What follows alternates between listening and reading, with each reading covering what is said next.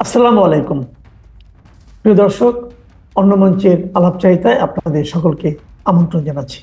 আগামীকাল 12ই ফেব্রুয়ারি ডক্টর ইনুসের ভাষায় পৃথিবীর সেরা নির্বাচনটি অনুষ্ঠিত হবে এবং উৎসব মুখর পরিবেশে এই নির্বাচনটি অনুষ্ঠিত হবে। আজকে বাংলাদেশ থেকে খবর পেলাম, ঢাকার বন্ধুরা বলল ঈদের চাইতেও নাকি ঢাকা আজকে ফাঁকা।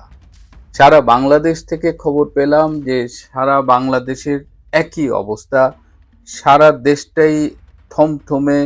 কি হতে যাচ্ছে সবার মনের মধ্যে একটা অজানা ভয়, আতঙ্ক, একটা সংশয় কাজ করছে। উৎসব মুখর পরিবেশে সেরা নির্বাচনের আগে কেন শহর জুড়ে এই কবরের নিস্তব্ধতা, কেন অবিশ্বাস্য নীরবতা? এটাই ইনুস ম্যাজিক। সব দল প্রস্তুত। আওয়ামী লীগকে বাদ দেওয়ার কারণে এই নির্বাচন তার গ্রহণযোগ্যতা ইতিমধ্যেই হারিয়েছে। এই নির্বাচনের যে ফলাফল আমরা পাব সেটা বাংলার মানুষের সবার মতামতের প্রতিফলন নয়, কারণ এই মুহূর্তে 50 থেকে 60% ভোটার আওয়ামী লীগকে ভোট দিত বিভিন্ন জরিপ থেকে যতদূর আমরা জেনেছি। 50 থেকে 60% ভোটারকে আপনি বাইরে রেখে আপনি একটা নির্বাচন করবেন এবং সেই নির্বাচনী ফলাফলের যেটা আমরা পাবো সেটা তো বাংলাদেশের সর্বস্তরের মানুষের মতামতের প্রতিফলন নয়।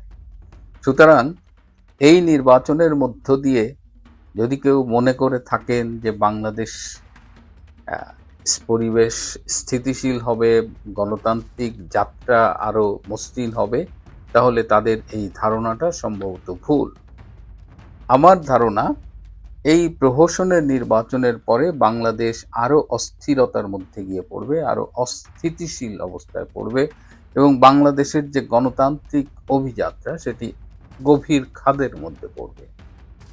তারপরে অনেকে বলছেন যে অন্তত এই যে জাতির উপরে জেকে বসা ডক্টর ইনুস তো বিদায় হবে। ডক্টর ইনুস গত 17 মাসে দেশটার রাজনীতি, অর্থনীতি, মানবাধিকার সব কিছুকে এমনভাবে গুঁড়া করেছেন, ধ্বংস করেছেন যে আগামীতে যারাই ক্ষমতায় আসুক এই বাংলাদেশকে চালাতে খুব কষ্ট হবে। ডক্টর ইনুসের বিদায় যদি তিনি যান তাহলে হয়তো সেটাই একমাত্র প্রাপ্তি হবে। গতকাল ঢাকা শহরের বেশ কয়েকটা জায়গায় জামাত বিএনপি মারামারি হয়েছে। ঢাকা বিশ্ববিদ্যালয়ে শেষ রাতের দিকে হল থেকে ছাত্র শিবির, ছাত্র দলের অনেককে বের করে দেওয়া হয়েছে।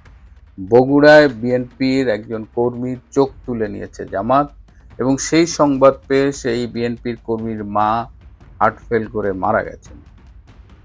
জামাত নানানভাবে চেষ্টা করছেন এই নির্বাচনে জয়লাভ করতে, ক্ষমতায় আসতে, কিন্তু জামাতের সেই স্বপ্ন পূরণ হবে না।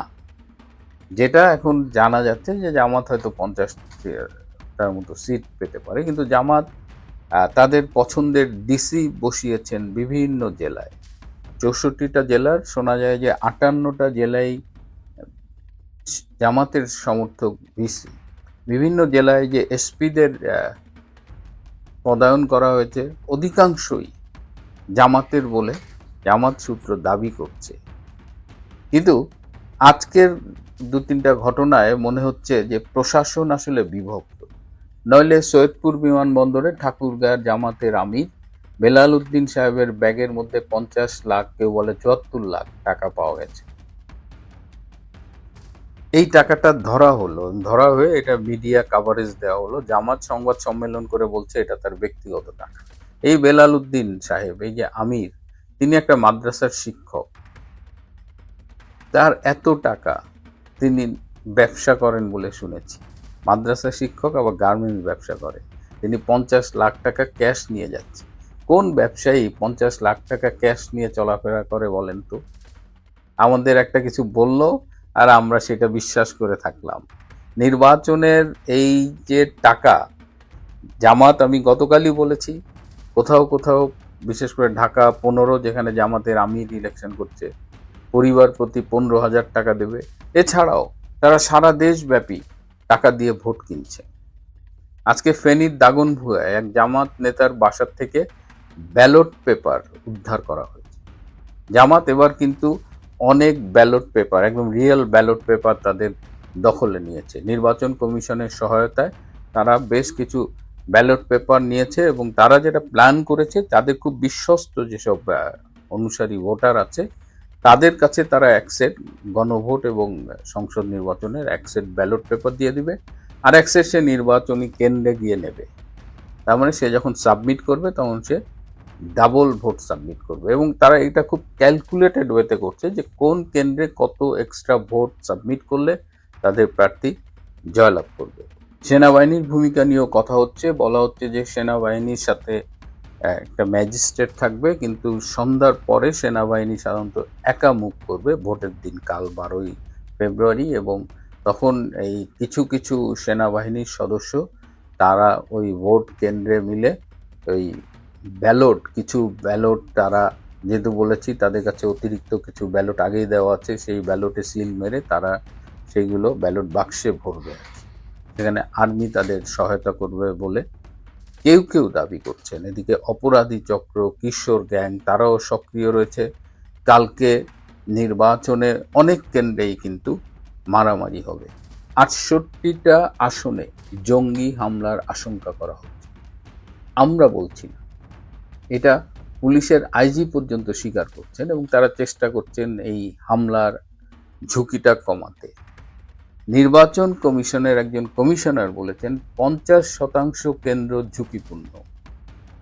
তো উৎসবমুখর পরিবেশের বিশ্বের সেরা নির্বাচনে অর্ধেকের বেশি কেন্দ্র যদি ঝুঁকিপূর্ণ হয়, 68টা আসনে যদি জঙ্গি হামলার আশঙ্কা করা হয়, তাহলে ওই নির্বাচনে কে ভোট দিতে যাবে? আওয়ামী লীগ তো ভোট বর্জন করেছে এবং আওয়ামী লীগের লোকজন, সমর্থকরা ভোট দিতে যাবে না। That is their political decision. বিচ্ছিন্ন ঘটনা ঘটতেই পারে। যদি কেউ ভোট দিতে যায় আওয়ামীপন্থী কোনো কারণে, তাকে বলা হয়েছে সে যেন না ভোট দেয় এবং সংসদ নির্বাচনের অংশে সে যেন জামাত বিএনপির বাইরে কাউকে ভোট দেয় বা একাধিক ভোট দিয়ে ব্যালট পেপারটা নষ্ট করে আসে।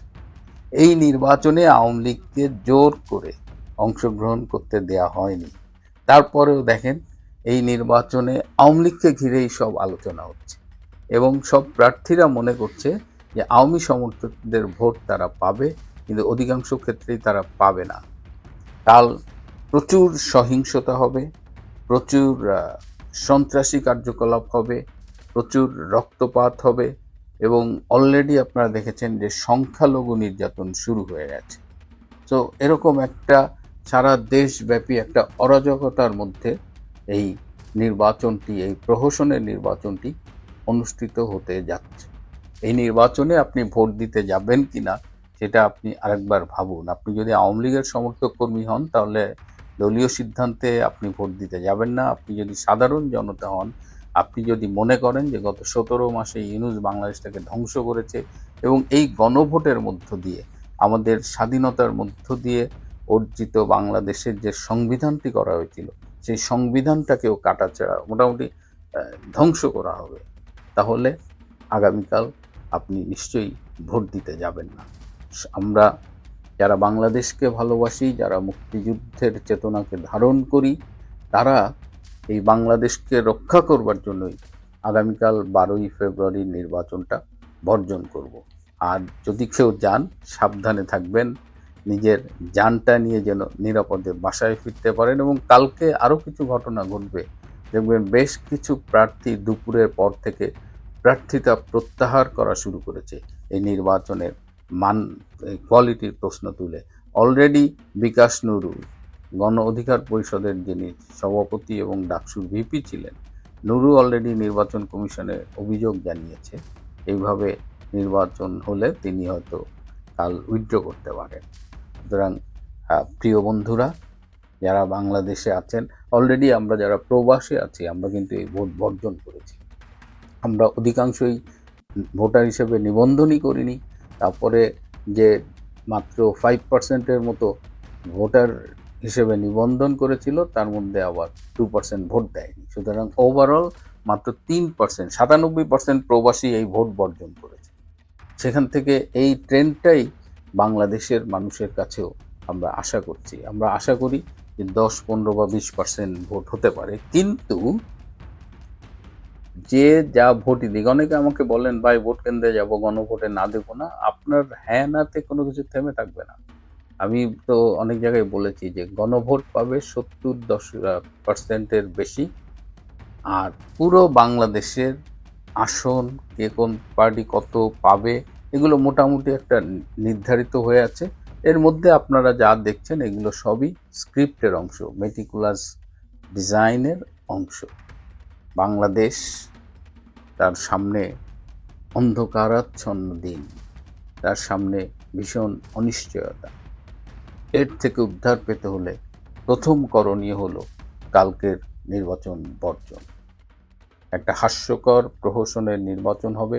সারা বিশ্ব অলরেডি কনসার্ন এক্সপ্রেস করেছে, উদ্বেগ প্রকাশ করেছে, এবং কালকে আমরা তো বললে অনেক কিছুই আপনারা শুনতে চান না, কিন্তু কালকে বিশ্ববাসী দেখবে যে সেরা নির্বাচনের নামে কেমন প্রহসনের, কেমন হাস্যকর একটা নির্বাচন হয়েছিল। সে 1996 সালের 15ই ফেব্রুয়ারি নির্বাচনকেও হার মানাবে আর এই 2026-এর 12ই ফেব্রুয়ারির নির্বাচন। প্রিয় বন্ধুরা, আজ এ পর্যন্তই। ভালো থাকবেন, সুস্থ থাকবেন। তার চেয়েও জরুরি হলো নিরাপদে থাকবেন, ঘরে থাকেন, পরিবারের সাথে সময় দিন।